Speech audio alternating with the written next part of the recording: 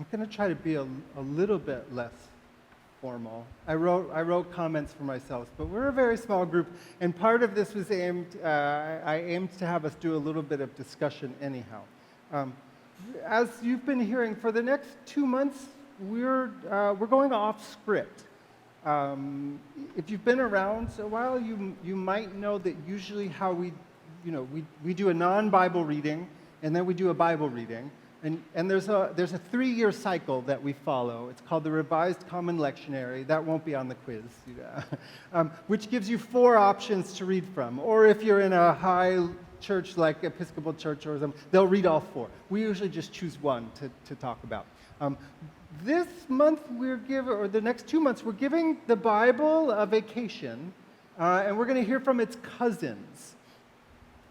So over the next 8 weeks, we're going to hear from some ancient texts that reflected the concerns of communities of people who were impacted by the story of Jesus, who found power in his teachings, and who were trying to figure out what those look like in their own lives before there was anything called a New Testament, before that had been settled. The New Testament took decades. The writings of the New Testament developed over a period of decades. A lot of the things that we hear from, and we'll be there are 8 of them that we're going to hear over the next 8 weeks, again, following the way they're presented in this book. Some of them were written clearly after the letters and materials of the New Testament were themselves written. But they, again, reflect people who found power in the story and the teachings of Jesus, and we're figuring out in their own contexts what that meant and how to put it into practice. So some of this stuff is going to sound very strange to us if we've grown up hearing the Bible stories and the teachings of the Bible. We're going to hear some stuff that sounds very similar and some that sounds very different. So what we're hearing about today is the Gospel of Thomas. The Gospel of Thomas, it's unclear exactly when it was written. What we know about it, the one complete copy that exists in the world was discovered in 1945 with a whole treasure trove of ancient writings in the desert of Egypt, or on farmland. I forget the detail. I'm bad with those details sometimes. But it was found with a whole bunch of other ancient writings.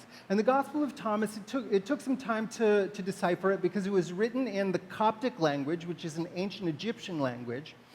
Once the scholars had translated it, they realized it was the same thing as some earlier writings that they found just fragments of that were in the Greek language. So the Gospel of Thomas, what we know is it was at least it came out in at least 2 different languages. So it was something that was known in multiple cultures of the ancient world.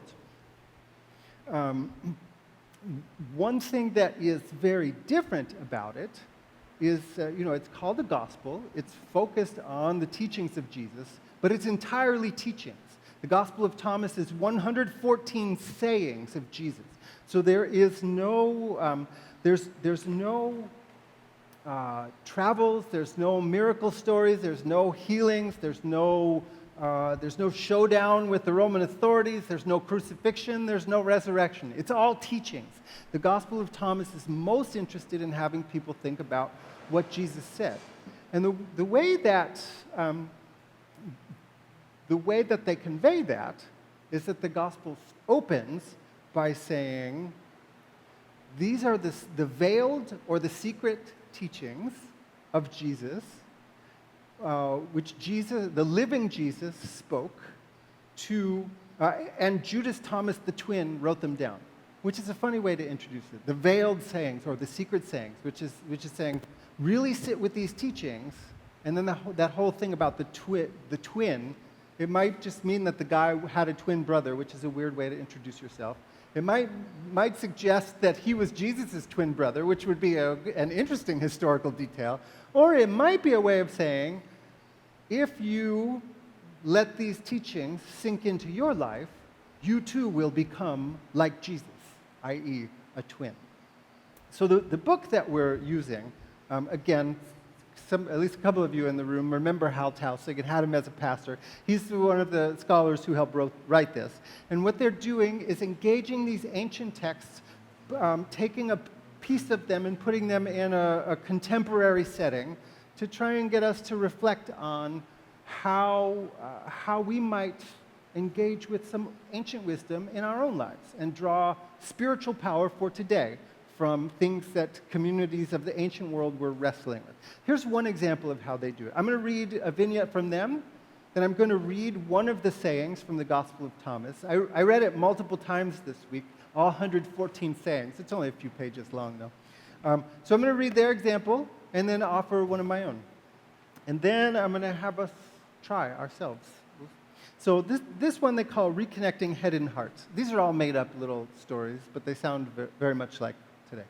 Zion had been feeling out of sorts for a while now. He hadn't been able to shake it. He was in an I hate everybody mood that was completely abnormal for him. Now, granted, it had been one hell of a pandemic.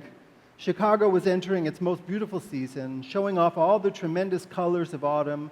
Meanwhile, everyone around seemed to be at their breaking point. A lot of unresolved trauma from all the death, isolation, sickness, and fear they'd all been surrounded by.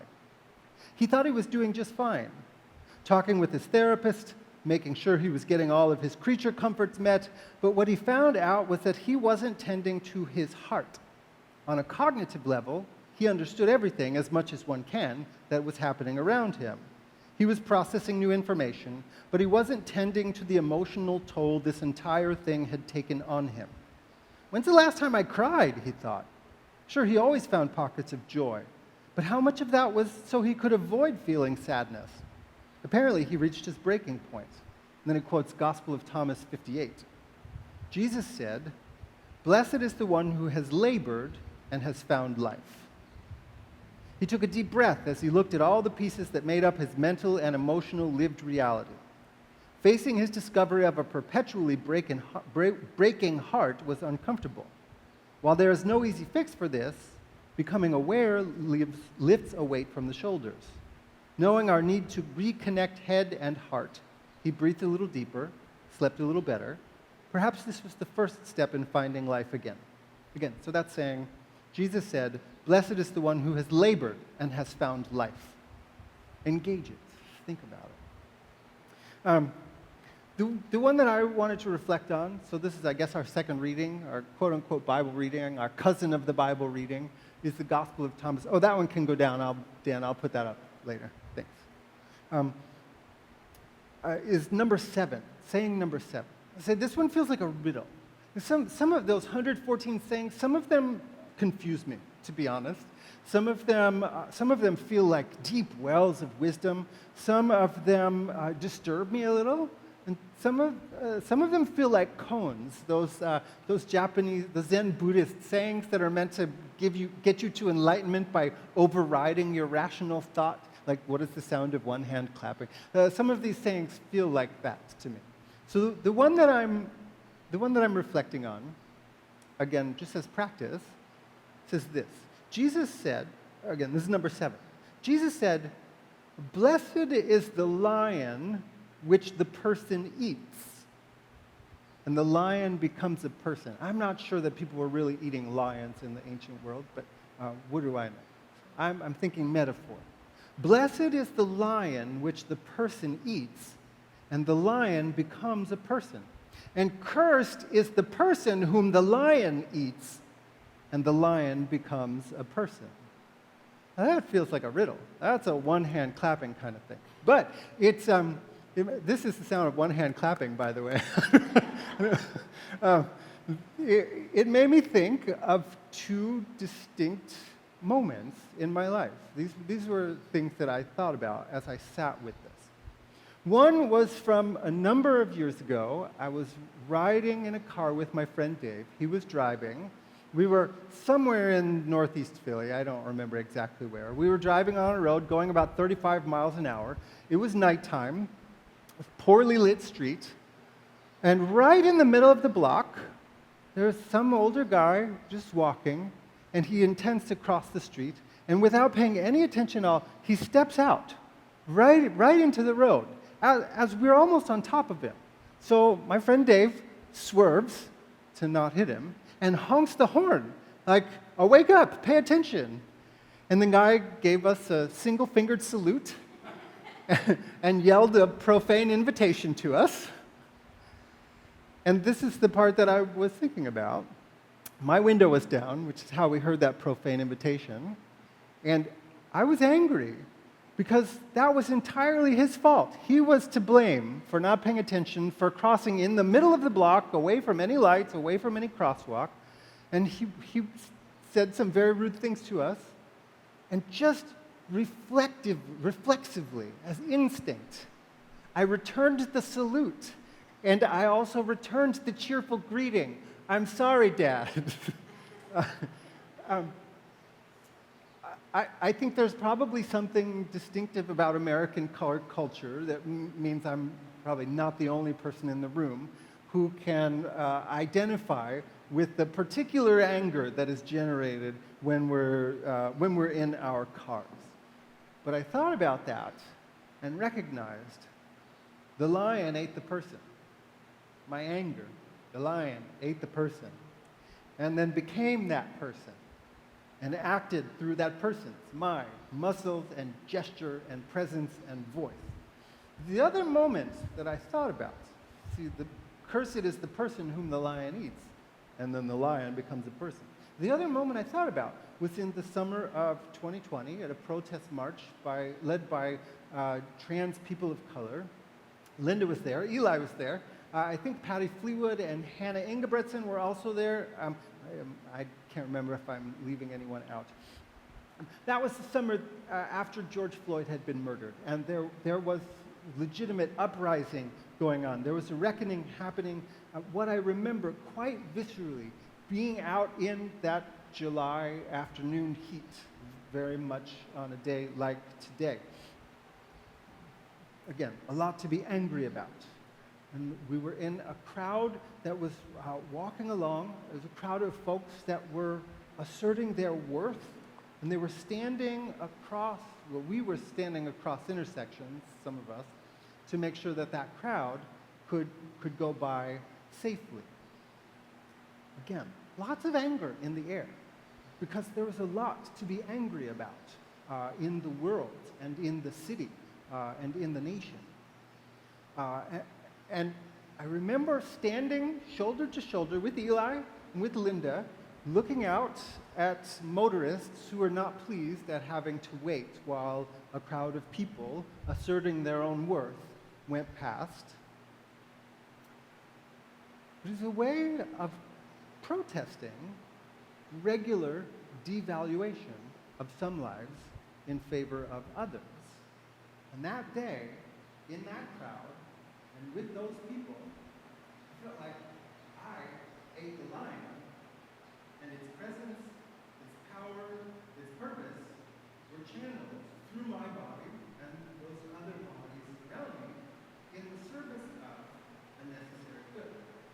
Jesus said, blessed is the lion which the person eats, and the lion becomes the person.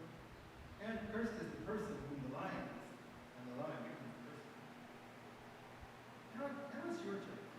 Like I said, I read through all 114 of these things this week several times, and I chose a few of them. We're going to put one up for folks who are on Zoom, and then we're going to mute Zoom so that we don't hear them talking. What I would like for us to do is to sit with the one that I'll give you and make a couple of small groups here to read together and see if there's any way we can think that it might have something to say to our own lives. And then think about it and maybe talk with folks. And then